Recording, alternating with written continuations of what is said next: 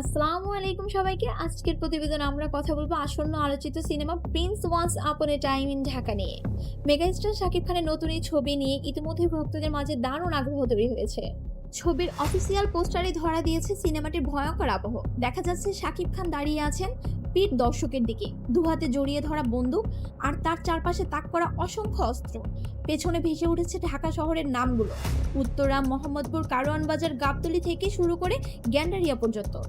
এ থেকেই বোঝা যাচ্ছে গল্পটি ঢাকার আন্ডার ওয়ার্ল্ডের ক্ষমতায় লড়াইকে কেন্দ্র করেই তৈরি হচ্ছে। সিনেমাটি পরিচালনা করেছেন আবু হায়াত মাহমুদ। নাম শুনে অনেকেই প্রথমে ভেবেছিলেন কিংবদন্তি পরিচালক কাজী হায়াতের সঙ্গে হয়তো সম্পর্ক আছে, তবে না, তিনি নতুন প্রজন্মের নির্মাতা, যিনি বড় বাজেট ও অ্যাকশনধর্মী গল্প নিয়ে কাজ করতে আগ্রহী। প্রযোজনা করেছেন ক্রিয়েটিভ ল্যান্ড আর প্রযোজক শিরিন সুলতানা। তাদের লক্ষ্য হলো বাংলাদেশি চলচ্চিত্রকে আন্তর্জাতিক মানে নিয়ে যাওয়া। ছবিটির ট্যাগলাইন হলো অনস আপন এ টাইম ইন ঢাকা।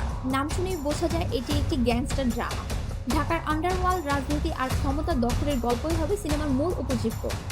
এই সিনেমায় আমরা হয়তো একদম নতুন রূপে শাকিব খানকে দেখতে পাবো, যেখানে তিনি থাকবেন ক্ষমতার লড়াইয়ের এক ভয়ঙ্কর চরিত্র।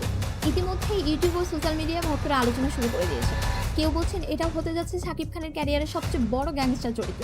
আবার কেউ আশা করছেন প্রিন্স হবে এমন একটি সিনেমা যা ঢালিউডকে নতুন উচ্চতায় নিয়ে যাবে।